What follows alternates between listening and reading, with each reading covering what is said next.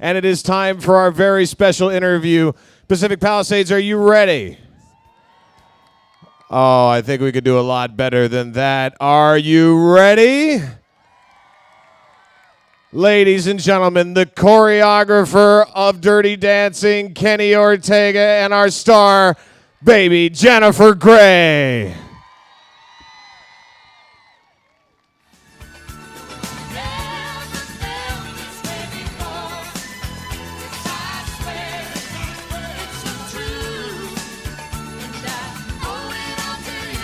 Oh, I am so honored to have both of you here on our 30-year anniversary, and I'm just going to throw all the intro questions right out.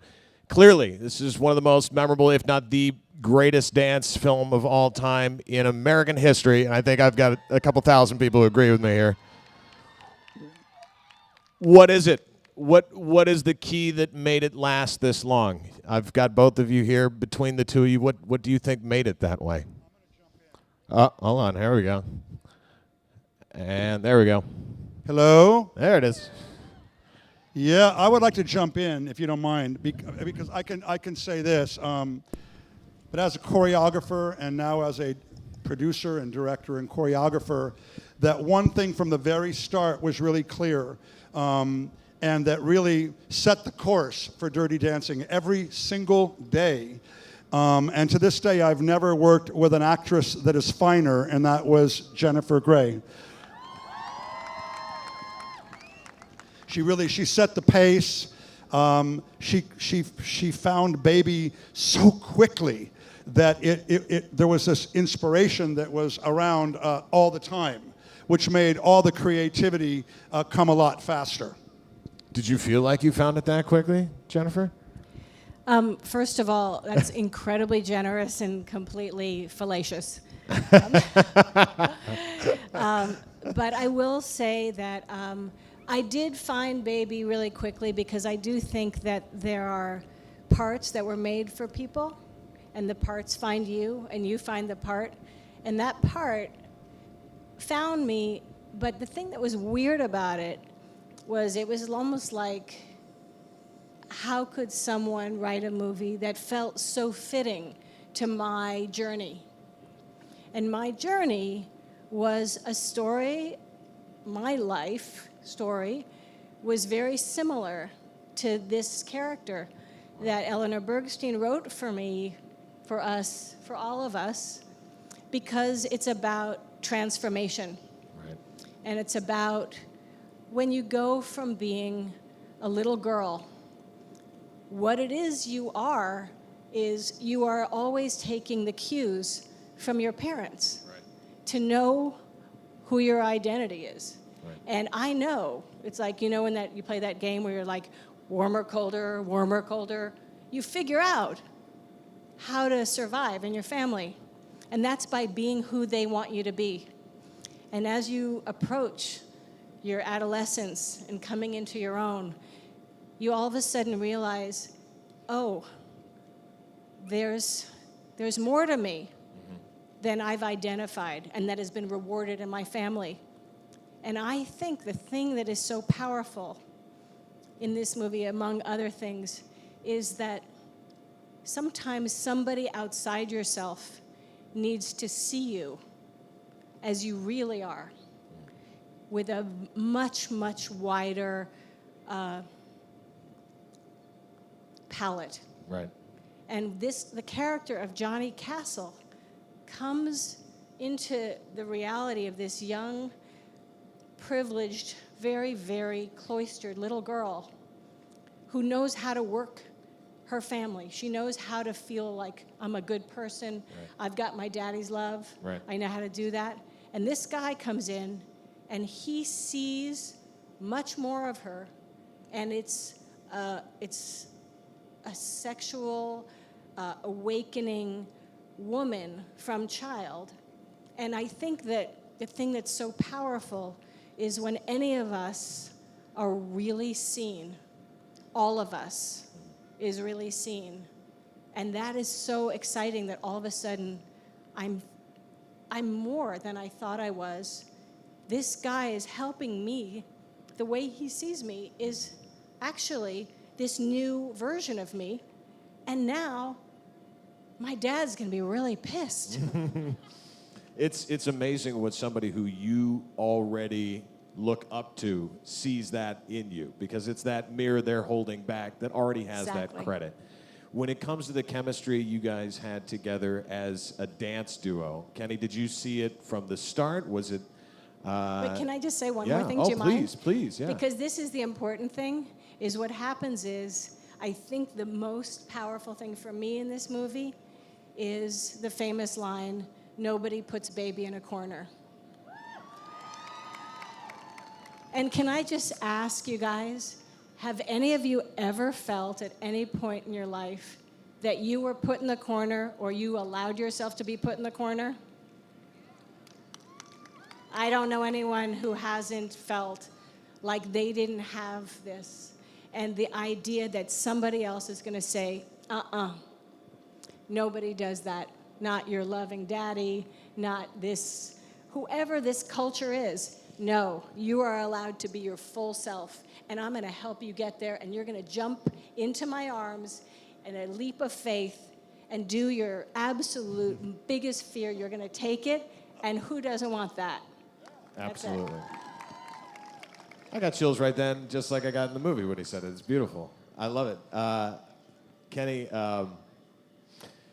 chemistry. Yeah, I'll get back to my question before. The chemistry, it's so crucial to the feel of the film, the tone of the film, the awakening and everything. Was it right away?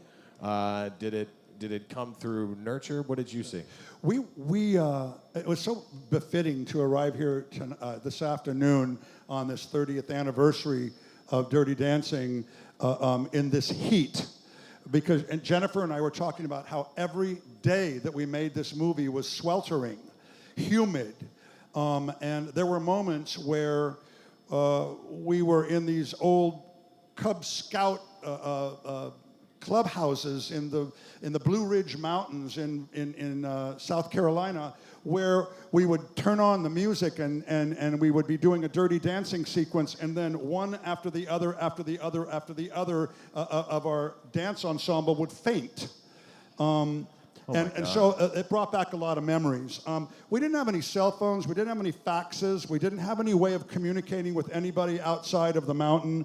We were together for the weeks that we made this movie and rehearsed this movie, and fully engaged with each other and the telling of this story. I don't know that there are too many opportunities today where artists get to step away from their lives and go someplace where they are immersed with one another with no distraction, with absolutely no distraction. And we came to know each other, we came to fall in love with one another, we explored, we adventured, we experimented, we were courageous. And for one thing I would just say is that, Patrick came from an incredible background of classical dance, and Jennifer is an improvisational genius.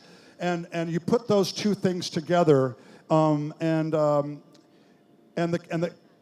chemistry that it created was incredible. Remember the Mickey and Sylvia piece in the movie? Yeah. That was a complete improvisation. We never choreographed that. We put that song on one day, and Patrick and Jennifer just started improvising in the dance studio. So the lip sync scene, if you guys are trying to remember which scene that is, that's all you guys completely improvised. We called Wow. Eleanor Bergstein, our writer, and Emil Ardolino, our director, in and said, "We know this isn't in the script, but look at it." And Emilio took one look at it, and it ended up in the movie.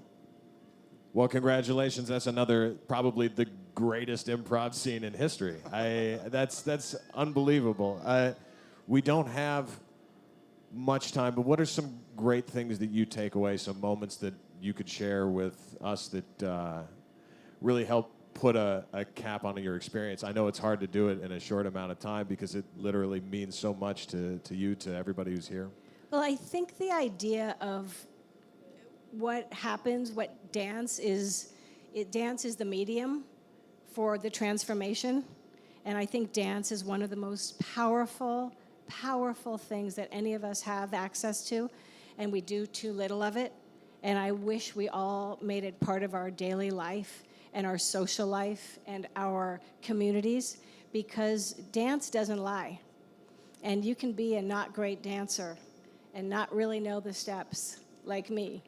And you can have a religious experience if you're surrounded by people like Kenny, who makes you feel like you can do anything. And then the character of Johnny, who basically says, yeah, let's see if you can do this. And then you rise to it and you realize, you know, we're so much less limited than we think we are. And there's so much more joy available to us through our bodies, through how we move and how we connect to one another. And for me, that is, I learned all my dances with this guy. He was the guy who was dancing with me until I danced with Patrick, and Patrick was dancing with Miranda. And so he taught me how to do this partner dancing, and he was like a fairy godfather to me because he took care of me and had my back. And I wish that for all of you, that you ever have somebody who is so much love, so much pure love and generosity to carry you and help you and teach you. I,